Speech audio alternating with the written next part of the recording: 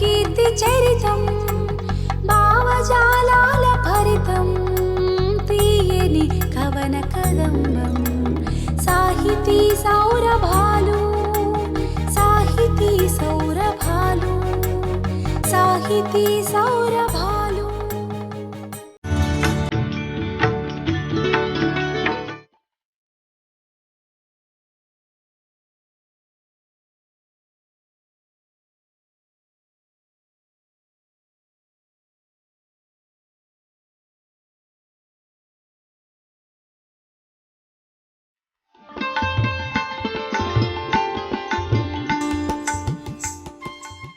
సాహితీ సౌరభాలు కార్యక్రమానికి స్వాగతం. ఈరోజు మన స్టూడియోలో సాహితీ ప్రక్రియలో అనేక అంశాల్లో కృషి చేసినటువంటి ప్రముఖ కవయిత్రి రచయిత్రి శ్రీమతి స్వాతి శ్రీపాద ఉన్నారు. వారిని అడిగి వారి సాహితీ విశేషాలను తెలుసుకుందాం. స్వాతి గారు, మా సాహితీ సౌరభాలు కార్యక్రమానికి స్వాగతం అండి. ధన్యవాదాలు. మీరు సాహితీ ప్రస్థానంలో అనేక అంశాల్లో సృజన చేశారు. అయితే మీరు అసలు ఈ సాహితీ ప్రస్థానం ఎప్పుడు, ఎక్కడ, ఎలా మొదలుపెట్టారు? ఎప్పుడు, ఎక్కడ, ఎలా అనేది ఆలోచించక ముందే సాహితీ ప్రస్థానం మొదలైందని చెప్పుకోవాలి. 9 ఏళ్ల వయసులో అనుకుంటాను మొదటిసారి పాట రాశాను. ఆ తర్వాత కవితలు, కథలు చిన్న చిన్నవి రాయటం, చింపేయటం ఇలా మొదలై తర్వాత ఎప్పుడో రాసి పెట్టుకోవటం అనేది ఒక దశ అనేది వచ్చింది అప్పుడు. అలాగే ఇప్పుడు నేను అన్నట్టుగా మీరు కేవలం ఒకదానికి మీరు ఉండలేదు. చాలా సాహితీ ప్రక్రియలో అనేక అంశాలని కృషి చేశారు. అందులో కథలు, కవితలు, అలాగే నవలలు, మరి అనువాదాలు, ఇలా వీటన్నిటిలో మీకు ఏది చాలా ఇష్టమైనది? ఈ ప్రశ్నకి జవాబు చెప్పడం చాలా కష్టం. ఎందుకంటే కవిత రాసినప్పుడు కవితని ఇష్టపడతాను, కవిగానే ఉంటాను, కవిగానే ఒక ఊహాలోకంలో, నాదైన లోకంలో ఉంటూ ఉంటాను. అలాగే కథ రాసినప్పుడు కథ ఇవాళ అనుకుని ఇప్పటికిప్పుడు రాసే కథ కాదు. ఆ కథ అనేది మనసులో సుళ్ళు తిరిగి ఇక పేపర్ మీద పెట్టకుండా ఉండలేమనుకున్నప్పుడు కథ రాయడం మొదలుపెట్టి ఎటెస్ట్రెచ్ ఒక 4 గంటల్లో కథ రాస్తాను. కానీ ఆ కథ రాసినప్పుడు కథే నాకు నచ్చుతుంది. ప్రతి వాక్యం, ప్రతి పదం మనసులోంచి వస్తేనే నేను పేపర్ మీద రాయగలుగుతాను. అప్పుడు కథ నచ్చుతుంది. ఒక నవల రాసినప్పుడు ఒక 2-3 నెలలు ఆ నవలలో ప్రతి పాత్ర నేనే అయి ఆలోచిస్తూ ఉంటాను. కాబట్టి నవల రాసినప్పుడు నవలే నచ్చుతుంది. ఇది ఏది నచ్చుతుంది అనేది చెప్పలేము. అన్నీ నాకు ఇష్టమే. అందుకే అన్నిట్లోనూ మీరు మంచి కృషి చేశారు, మంచి పేరు సాధించారు. అయితే మరి ఇన్ని ఉన్నాయి కాబట్టి మనం ఒకటొకటిగా చర్చించుకుందాం. ముందుగా కథా సంకలనం తీసుకుంటే మీరు చాలా కథా సంకలనాలు చేశారు. అయితే ఈ మధ్య చేసినటువంటి పొరలు అనే కథా సంకలనం తీసుకుంటే అందులో ప్రేమేరా అన్నిటికీ మూలం అనేటువంటి ఒక కథ రాశారు. అది ఆ కథలో 2 స్నేహితురాళ్ల పాత్రలు ఉంటాయి. అందులో ఒక ఆమె సమత అని. ఈ సమత అనే పాత్ర ద్వారా మీరు అత్తగారిలో అమ్మతనాన్ని నేను చూశాను, అమ్మ యొక్క ప్రేమను నేను పొందాను అని ఆ పాత్ర చెప్పడం జరుగుతుంది. అయితే మరి ఇవాల్టి సమాజంలో ఇంత ఉమ్మడి కుటుంబాలు వెళ్ళిపోయాయి, వ్యష్టి కుటుంబాల్లో కూడా పిల్లల చదువులకని లేదా భార్యాభర్తలు వారి యొక్క ఉద్యోగ అవసరాల కోసమని విడివిడిగా ఉంటున్నారు. కుటుంబమైన కూడా అందరూ కలిసి ఒక చోట ఉన్నారు. అలాంటి ఈ రోజుల్లో ఇటువంటి ప్రయత్నం అసలు సాధ్యమే అంటారా? సాధ్యం అవ్వాలనే కోరికతోటే ఆ కథ రాశాను. దానికి కారణం కూడా కుటుంబ వ్యవస్థని విచ్ఛిన్నం చేసి మనం ఏం పొందుతున్నాం, ఎక్కడి నుంచి వచ్చామో అక్కడికి వెళ్తున్నామా, ముందు ఇలా దేశదిమ్మర్లుగా మొదలైన మానవ జాతి మళ్ళీ అక్కడికే వెళ్తోందా? ఎంతో కష్టపడి కుటుంబ వ్యవస్థని మనం రూపొందించుకున్నాం. ఒకళ్ళ పట్ల ఒకళ్ళకి అవగాహన, అనురాగాలు పెంచుకున్నాం. అలాంటిది మళ్ళీ మనం పురోగమిస్తున్నామా, తిరోగమిస్తున్నామా? సమాజంలో ప్రతి వాళ్ళతో రాజీ పడతాం, బయటకు వెళ్ళిన తర్వాత 100 మందితో రాజీ పడతాం, కుటుంబ సభ్యులతో రాజీ పడలేమా?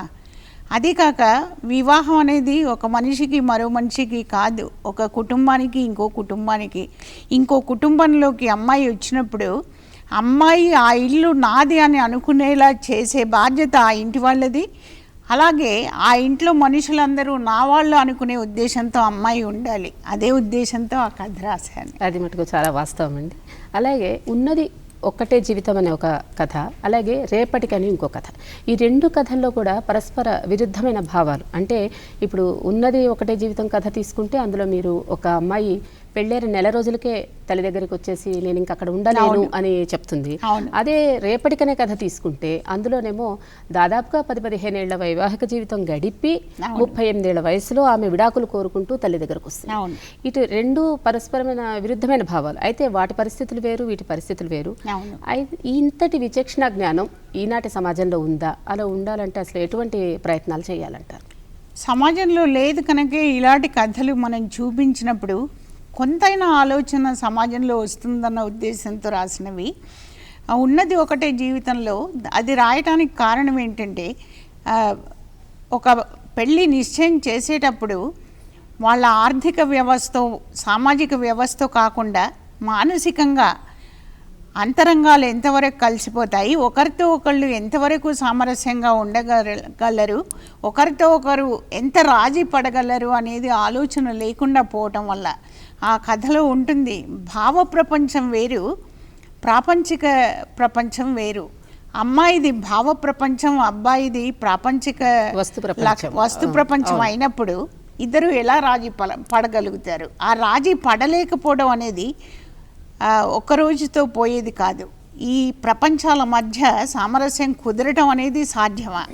అలా సాధ్యం కానప్పుడు ముందుగానే ఎంచుకునేటప్పుడే ఇద్దరి ప్రపంచాలు ఒకటా కాదా, ఇద్దరి ఆలోచన రీతులు ఒకటా కాదా అనేది లేనప్పుడు ఇలాంటి పరిష్కారాలే దొరుకుతాయని చెప్పడానికి రాసినది. అలాగే రేపటి కోసం కథలో చిన్న కారణాలకి విడాకులు తీసుకోవడం అనేది దానికి కూడా మళ్ళీ పెంపకం లోపమే అని చెప్పాలి. ఓ పక్క తల్లిని చూస్తారు, ఎంతగా తల్లి అడ్జస్ట్ అయితే, ఎంతగా రాజీ పడితే ఒక కుటుంబ వ్యవస్థ ఉంటుంది, ఒక సంపూర్ణమైన కుటుంబంలో వాళ్ళు పెరగగలిగారు అని చూసినప్పుడు కాస్త రాజీ పడలేరా? అందులో మనిషి స్వభావం కూడా ప్రేమ వేరు, ఆజ్ఞాపించడం వేరు. మీకోసం మేమున్నామని చెప్పడం వేరు, నా కోసం నేను అనుకోవడం వేరు. ఆ అవగాహన ప్రస్తుత తరంలో ఎందుకు రావట్లేదు, ఎందుకు రావాలని ప్రయత్నించట్లేదు? చాలా కుటుంబాలు విచ్ఛిన్నం అవటానికి అటు అమ్మాయికి అవగాహన లేకపోవడం, అమ్మాయి వైపు వాళ్ళు ఆ మాత్రం చెప్పకపోవటం. ముఖ్యంగా నువ్వు పెళ్లి చేసుకున్నాక కొన్ని విషయాలు నువ్వు రాజీ పడాలి అని చెప్పలేకపోవడం. ఎందుకంటే ఒక కుటుంబంలో పెరిగిన అన్నదమ్ముల మధ్య, అక్క చెల్లెళ్ళ మధ్య, తల్లి పిల్లల మధ్య రాజీ అవసరం అవుతుంది. అలాంటప్పుడు పరాయింటికి వెళ్ళినప్పుడు అది నీళ్ళు, నువ్వు రాజీ పడాలి అనే భావన పిల్లల్లో తీసుకురావాలి. అడ్జస్ట్మెంట్ అనేది మొదటి నుంచి నేర్పుతూ రావాలి. ఆ కథ చదివిన తర్వాత నేను అనుకున్న మార్పు చాలా మందిలో చూశాను. ఒక ఆవిడ ఏడుస్తూ ఫోన్ చేసింది, ఇన్నేళ్ళు నేను ఎలా ఉండకూడదో అలా గడిపాను, ఇక పైన ఎలా ఉండాలనేది మీ కథ చదివి నేర్చుకున్నానని. అలాగే ఒక ఐఏఎస్ ఆఫీసర్ కూడా ఆవిడ ఫోన్ చేసి ఈ కథ ఇంగ్లీష్లో అనువాదం చేసి పెట్టండి, ఈ తరం పిల్లలందరితో ముఖ్యంగా మా అమ్మాయిలతో చదివించాలని చెప్పేసి అన్నారు. అలాగే ఇంకో కథ ఇంకా పెళ్లి కావాలా అనే ఒక కథ తీసుకుంటే అందులో ఒక మెచ్యూర్డ్ జంట వారి జీవితంలో రెండవ ప్రయత్నంగా సహజీవనం చేస్తూ ఉంటారు. వాళ్ళు అనుకుంటారు ఇంకా ఇంత మనం అనుకూలంగా ఒకరికొకరంగా ఉన్నాక ఇంకా ఈ పెళ్ళి అనేది అవసరమా అని వాళ్ళు అనుకుంటంతో కథ ముగుస్తుంది. కానీ ఈ కథ అంటే కథ అనేది సమాజంలో అందరూ చదువుతారు, చిన్న పెద్ద అందరూ, యువకులు పెద్దవాళ్ళు అందరూ చదివేదే కథ, కథ చదవని వారు ఉండరు. అటువంటి మరి కథని ఇటువంటి అంశంతో తీసుకుంటే ఈ కథ చదివిన యువతరం వారి మీద ఇది వ్యతిరేక ప్రభావం చూపించదంటారా? ఇవాళ యువతరం చాలా ఆలోచన ధోరణి కలిగి ఉంది. అలాంటప్పుడు ఆ కథలో సున్నితమైన విషయం ఏంటంటే, ఒక పెళ్ళయి ఒక 30 ఏళ్ళు అయిన వాళ్ళు కూడా హోరాహోరీ 24 గంటలు దెబ్బలాడుకునే వాళ్ళు ఇప్పటికీ ఉన్నారు. చాలామంది పిల్లలకి వాళ్ళ అమ్మ నాన్న ఎంత దెబ్బలాడుకుంటారు అనేది ఒక నిరంతర సమస్య. అలాంటప్పుడు అలా దెబ్బలాడుకుంటూ 24 గంటలు కలిసి ఉండటం, జీవితం అంతా దెబ్బలాడుకుంటూ బతకడం ఇంపార్టెంటా? పెళ్ళి అనే ఒక బంధం అనేది అది ఒక ఉరితాడులాగా భరించడం ముఖ్యమా, లేకపోతే పెళ్ళి చేసుకోకుండా ఒకరికొకరిగా జీవించడం ముఖ్యమా అనే ప్రశ్న వేసుకున్నప్పుడు యువతరం తప్పుదారిన పోదని నా ఆలోచన. ఒక చిన్న విరామం తీసుకుందాం. విరామం తర్వాత స్వాతి గారి యొక్క ఈ కవితా ప్రస్థానం ఎలా కొనసాగింది ఆ విశేషాలు తెలుసుకుందాం.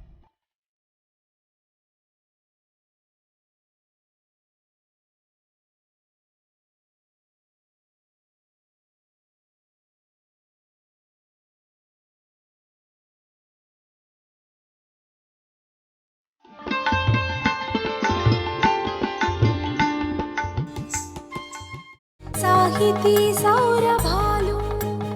స్వాతి గారు, మరి ఇప్పటిదాకా మనం కథల గురించి చర్చించుకున్నాం. అలాగే మీ ఇంకొక సాహితీలోని ఇంకొక అంశం ఏంటంటే కవిత్వం. ఈ కవిత్వంలో కూడా చాలా సంకలనాలు తీసుకొచ్చారు. అయితే మనం అన్ని ఈ మధ్య మీ తీసుకొచ్చినటువంటి సుప్త క్షణాలు అనే కవితా సంకలనం తీసుకుంటే అందులో మీరు నగరంలో వాన అనే ఒక కవిత రాశారు. అయితే ఈ శీర్షికతో చాలామంది ప్రముఖులు అనండి మా అందరూ కవులు కూడా ఈ శీర్షికతో కవిత రాశారు. అయితే దేని అంశం దానిదే. అలా మీ ఈ కవిత్వం యొక్క అంశం తీసుకుంటే అందులో మీరు ఇప్పుడు కాంక్రీటు వనాలుగా మారిపోతున్నటువంటి నగరాల్లో వానలు ఎలా పడతాయి అంటే కేవలం ప్రజల యొక్క దుఃఖమే వానగా రూపాంతరం చెందుతోంది అని ఒక గొప్ప భావన మీరు వ్యక్తం చేశారు. అంటే మరి ఇటువంటి ఈ కవిత రాయడానికి వెనకాల ఉన్న కారణాలు ఏంటంటారు? ఈ కవిత రాయటానికి ఒక 5-6 ఏళ్ల క్రితం ఉన్నట్టుండి వర్షం పడి ఒక బ్యాంక్ ఉద్యోగిని ఇలా మ్యాన్ హోల్లోకి వెళ్ళిపోయారు. స్కూటర్ మించి కాలు కింద పెడుతున్నా అనుకున్నారు, కింద పెట్టిన మరుక్షణం ఆ మ్యాన్ హోల్లోకి వెళ్ళిపోయారు. అది చూసిన తర్వాత ఇప్పుడు వాన అనేది దుఃఖం తెస్తుందా, ఏం తెస్తుంది? ఆ మనుషుల దుఃఖమే వానలా వస్తుందా? మేము 100 గజాల ఇంట్లో ఉండి 1000 గజాల్లో మొక్కల మధ్య పెరిగిన వాళ్ళము. అలాంటిది ఇప్పుడు ఎక్కడ ఏ ఇంట్లో చూసినా ఒక 100 గజాలు ఖాళీ చోటు ఉంటే 2 గదులు కట్టుకుని అద్దెకిద్దామని చూస్తున్నారు తప్ప పర్యావరణం గురించి ఎవరు ఆలోచించటం లేదు. మొక్కలు లేకపోవడం వల్ల మనం ఎంత ఇబ్బందులు పడుతున్నాము. చివరికి ఊపిరి కూడా అది విషపూరితం అయిపోతుంది. ఇలాంటి వాతావరణంలో ఒక్క ఆర్థిక వ్యవస్థ ఒకటేనా ముఖ్యం? అంతేకాకుండా అధికారులు కూడా ఖచ్చితంగా నియమాలు ఎందుకు పాటించట్లేదు? ఇంటి చుట్టూ ఇంత చోటు వదలాలి అన్నప్పుడు మొక్కలు పెట్టి తీరాలన్న ప్రతిపాదన ఎందుకు రావట్లేదు? దానివల్ల రేపు పొద్దుట ఇంకో ఆలోచన కూడా వచ్చింది నాకు. ఏంటంటే మన నగరాల్లో రేపు పొద్దుట ఆక్సిజన్ మాస్కులు వేసుకుని ఆ కార్లల్లో తిరుగుతాం తప్ప మామూలుగా నేల మీద కాళ్ళు పెట్టి బతకలేము. మన దుర్భర వ్యవస్థకి మన కన్నీళ్ళే వర్షంగా కురుస్తున్నాయి అనే ఒక హెచ్చరికగా మీరు ఈ కవిత రాశారు. చాలా బాగుందండి. అలాగే ఇంకొక 2 కవితలు తీసుకుంటే అనాది నుండి అనే ఒక కవిత, అలాగే అమ్మ అనే శీర్షికతో ఒక కవిత. ఈ 2 కవితల్లో కూడా మీరు పూర్తిగా అమ్మ యొక్క మూర్తిమత్వాన్ని, ఆమె యొక్క స్ఫూర్తిని వ్యక్తీకరించారు, అంటే చిత్రించారు చాలా చక్కగా. మరి ఈ విధంగా తీసుకుంటే మీ అమ్మగారి ప్రభావం మీ కవితా ప్రస్థానం లేక మీ సాహిత్య ప్రస్థానం మీద ఎటువంటి ప్రభావం చూపించింది? నా వ్యక్తిత్వం కానీ సాహిత్యం కానీ 100% మా అమ్మ ప్రభావం అని చెప్పుకోవాలి. మా అమ్మ చదివే అలవాటే మాకందరికీ వచ్చింది. ఆ రోజుల్లో ప్రభా పత్రిక కొని చదివేవాళ్ళు. అప్పుడు ఇంట్లో మేమందరం కూడా దెబ్బలాడుకుని ఎవరి ముందు చదవాలి పుస్తకం అనే దాని గురించి పోటీ పడేవాళ్ళం. అలాగే రోజు పొద్దునే గజేంద్ర మోక్షం, రుక్మిణి కళ్యాణం ఇవన్నీ ఆవిడ పుస్తకం మొత్తం కంఠస్థం చదివినప్పుడు మాకు కూడా కంఠస్థం వచ్చేసి ఆ పదాలు, ఆ ప్రయోగాలు, ఆ ఉపమానాలు, ఉపమేయాలు ఇవన్నీ చదివిన తర్వాత, ఆ పద్యాలన్నీ చదివిన తర్వాత భాష పట్ల ఒక అవగాహన, భాష పట్ల ప్రేమ అనేది వచ్చింది. మనం కూడా ఎందుకు రాయకూడదు, మనం కూడా ఇలా రాసినప్పుడు రేపు పొద్దుట మనలాగే ఇంకొందరు చదవగలుగుతారు కదా అనే ఆలోచన. మంచి పద కోసం లాగా మీకు మంచి పదాలు వెతుక్కోవాల్సిన అవసరం లేకుండా అటువంటి ప్రభావం చూపించింది. నా వెనకాల ఉన్న అధ్యయనమే నాకు పెద్ద సపోర్ట్. అలాగే ఇంకొకటి, పిడికిళ్ళు విప్పిన క్షణం మొదలు పోగేసుకునే ధ్యాసలో నింగి నేల, సముద్రాలు స్వప్నాలు ఒక్క గుక్కలో పీల్చుకోవాలన్న తపన. ఈ అద్భుతమైన పంక్తులు మీ కవితా సంకలనంలోని హరిత స్వప్నం అనే కవితలోంచి ఉన్నాయి. మరి ఇటువంటి కవిత కూడా మళ్ళీ ఇది కూడా మీకు హరిత స్వప్నం అంటే పర్యావరణం మీద ఇది కూడా ఈ కవిత. మరి ఈ కవితకి రాయడానికి మీకు దారితీసిన కారణాలు? ఇప్పుడు కొత్తగా వస్తున్న జబ్బులన్నీ కూడా 100% పర్యావరణ నాశనం వల్లే వస్తున్నాయి. చక్కటి గాలి లేదు, చక్కటి వాతావరణం లేదు. ఇప్పుడు సిటీలో పొల్యూషన్ వల్ల జనాలు చెప్తారు 100% ఈ థైరాయిడ్లు, ఈ మిగతా ప్రాబ్లమ్స్ అన్నీ పొల్యూషన్ వల్లే వస్తున్నాయని చెప్పేసి. అంటే ఈ పొల్యూషన్ పక్కన ఉన్నా కూడా అసలు ఎవరికి పట్టడమే లేదు. ఎంతసేపు మనం అంతస్తులు నిర్మించుకుందాం, అద్దాల మేడలు కట్టుకుందాం, ఇంతే తప్ప 4 మొక్కలు వేసుకుందాం, స్వచ్ఛమైన గాలి వచ్చేలాగా ఇల్లు కట్టుకుందాం. గాలి వెలుగు రాకుండా ఒక చీకటి కూపంలో బతికినప్పుడు ఈ సూక్ష్మజీవులు ఎలా విజృంభిస్తాయో మనుషులు కూడా అలాగే అయిపోతున్నారు. అంటే వీటి కాలుష్యాలని పీల్చి మనిషి కూడా కలుషితం అయిపోతున్నాడు తప్ప స్వచ్ఛమైన మానవుడు ఎక్కడా కనపడటం లేదు. ఆ ఉద్దేశంతో ఆ కవిత. చాలా సంతోషం అండి. ఒక్క చిన్న విరామం తీసుకుందాం. విరామం తర్వాత స్వాతి గారి నవలా ప్రస్థానం, అనువాద నవలలు, వీటి విశేషాలు తెలుసుకుందాం.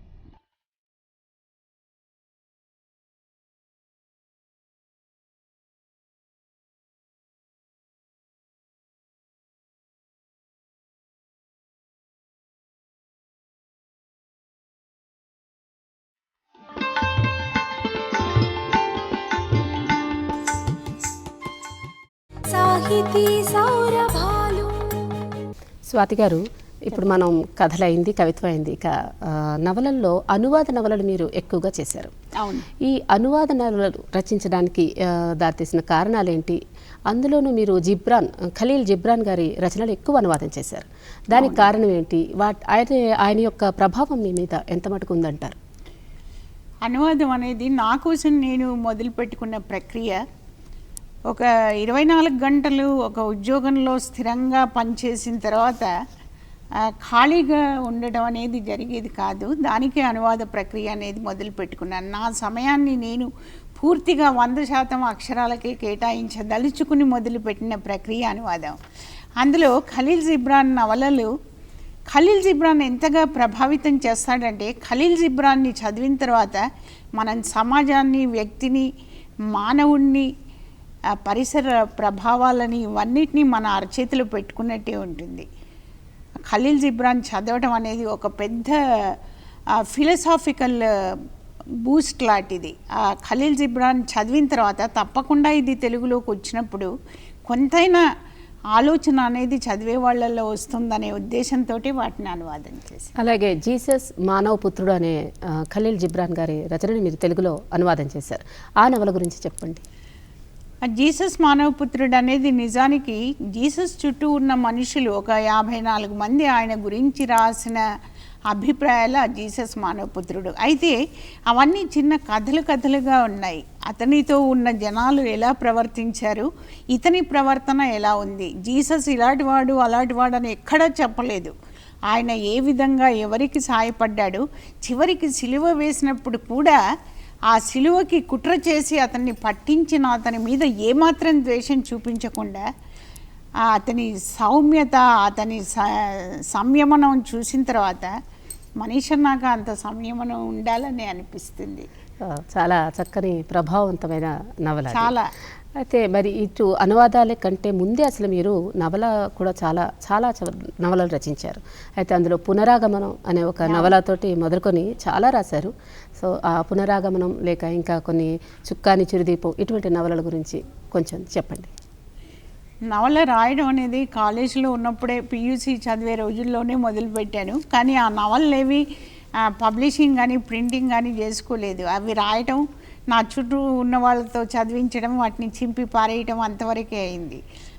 హెచ్జి వెల్స్ లాగా ఏవో సైంటిఫిక్ నవళ్ళు ఊహించుకుని రాయటం, తర్వాత అవి ఒక 10 మందితో చదివించి ఓ పక్కన పారేయటం, అలా చేశాక మొదటిసారి ప్రింట్ చేసుకున్న నవల పునరాగమనం. ఇది కౌముది వెబ్ మ్యాగజైన్లో సీరియల్గా కూడా వచ్చింది.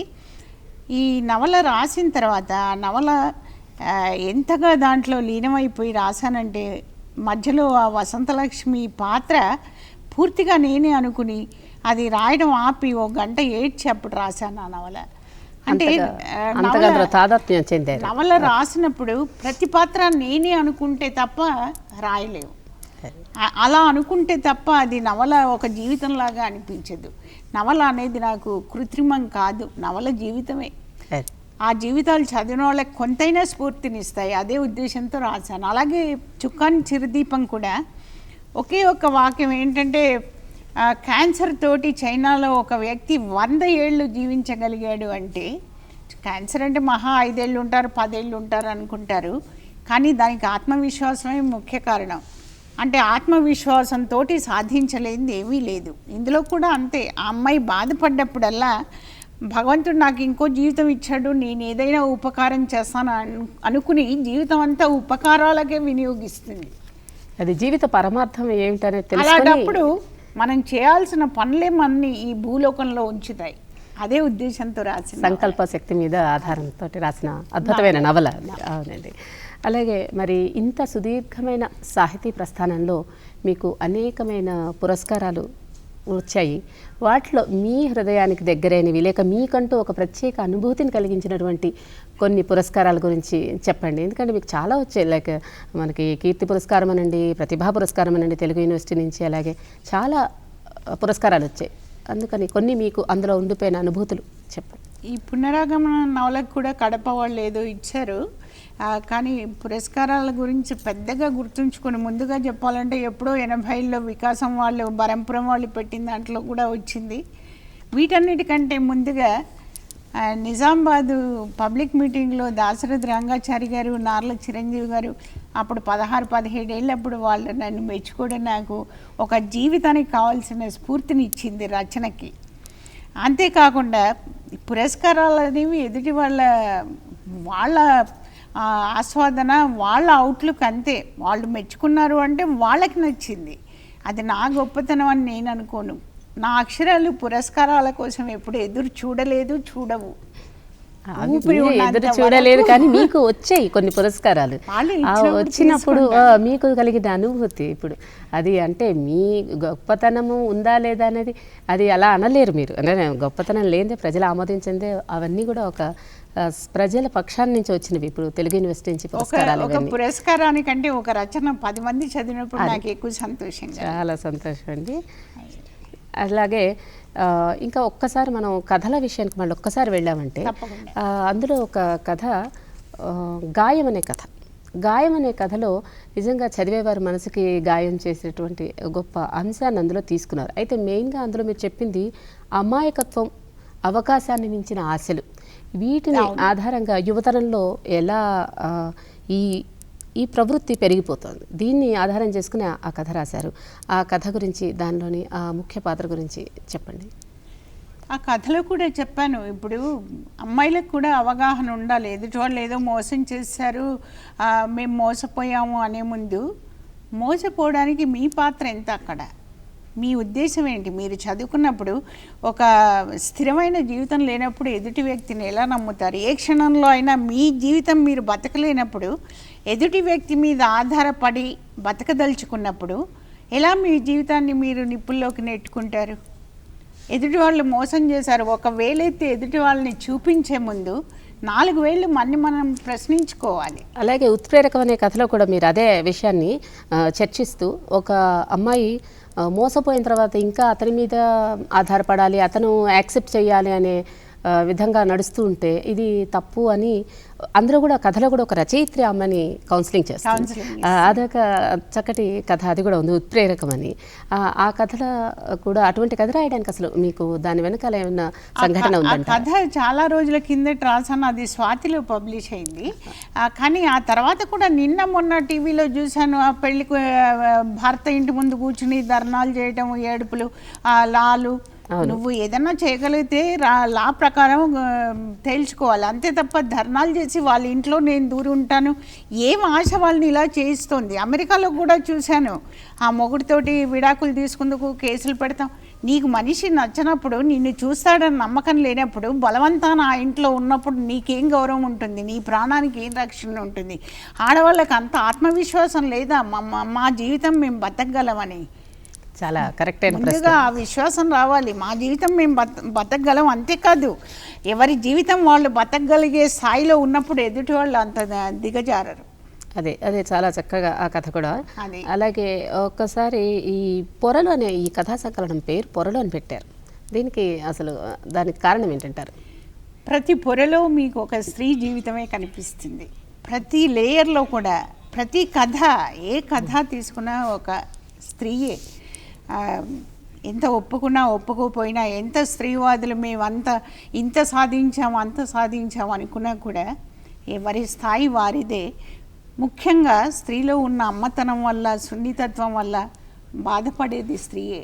అయితే ఆ కావాల్సిన ఆత్మవిశ్వాసం ఆర్థికంగానో 33%లోనో కాదు, ఎవరికి వాళ్ళు జీవించగలం అనే ఇది ఉండాలి. ఎవరికి వాళ్ళు మేము బతకగలం అనే ధైర్యాన్ని పెంచుకున్నప్పుడు, మేము నిర్ణయాలు తీసుకోగలం అనుకున్నప్పుడే ఆ స్వతంత్రం వస్తుంది, పేపర్ల మీద కాదు. నిజంగా చాలా నిజమైన మాట అండి. అయితే ఇప్పుడు నేను ఒకటి అడుగుతాను, మీరు ఇప్పుడు ఇంతమందికి ప్రభావితమైనటువంటి కథలనండి, ప్రభావవంతమైన కవిత్వం నవలలు రాశారు, ఎందరికో మీరు స్ఫూర్తిగా నిలిచారు. మరి మిమ్మల్ని స్ఫూర్తి పొందించినటువంటి రచయిత కానీ ఎవరైనా ఉన్నారా? వారి గురించి చెప్పండి. అంటే మీరు ప్రభావం పొందినటువంటి రచయిత లేక రచయిత్రి. చిన్నప్పుడు చాలా ప్రభావితం అయింది ముప్పాళ్ళ రంగనాయకమ్మ గారి బలిపీఠం వల్ల. అది 6వ క్లాస్లో ఉన్నప్పుడు నేను చదివేదాన్ని సీరియల్గా. అది చాలా మటుకు స్వతంత్ర భావాలు రావడానికి ఒక మూల కారణం అని చెప్పుకోవచ్చు. అది చదివిన తర్వాత శశి దేశపాండే రచన కూడా ఒకటి ఎంత ప్రభావితం చేసిందంటే, ఆవిడ రాసిన డార్క్ హోల్స్ నో టెర్రర్ అనేది ఒక 100 సార్లు చదివి ఉంటాను నేను. ఆ ప్రతి వాక్యము జీవితంలో రసాన్ని పిండి పిండి మరగ కాచి రాసినట్టుగా ఎలా ఉందంటే, నేను ఒకసారి వెళ్ళి ఆవిడని కలిశాను కూడా. ఆవిడ చెప్పారు, ఒక నవలకి 1500 పేజీలు రాసి ఆ 1500 పేజీలు 300 పేజీలకు కుదించి మళ్ళీ దాన్ని ఎడిట్ చేసుకుని 150 పేజీల్లో నవల రాస్తారట. అద్భుతం. అంటే అంత కృషి అనేది ఒక రచయితకి రావాల్సిందే. ఎందుకంటే సమాజాన్ని చూపించేటప్పుడు ఆ అవగాహన ఉండాలి. అది మిమ్మల్ని ప్రభావితం చాలా చాలా. అసలు ఆవిడ పుస్తకాలు చదివిన తర్వాత అసలు రచన అనేది ఎలా ఉండాలనేది అర్థమైంది. చాలా సంతోషం అండి. ఇప్పటిదాకా మీ అమూల్యమైన సమయాన్ని మా కోసం వెచ్చించి మా ఈ స్టూడియోకి వచ్చి ఇంత చక్కగా మీ సాహితీ విశేషాలని విషయాలని తెలియజేసినందుకు ధన్యవాదాలు. నమస్కారం.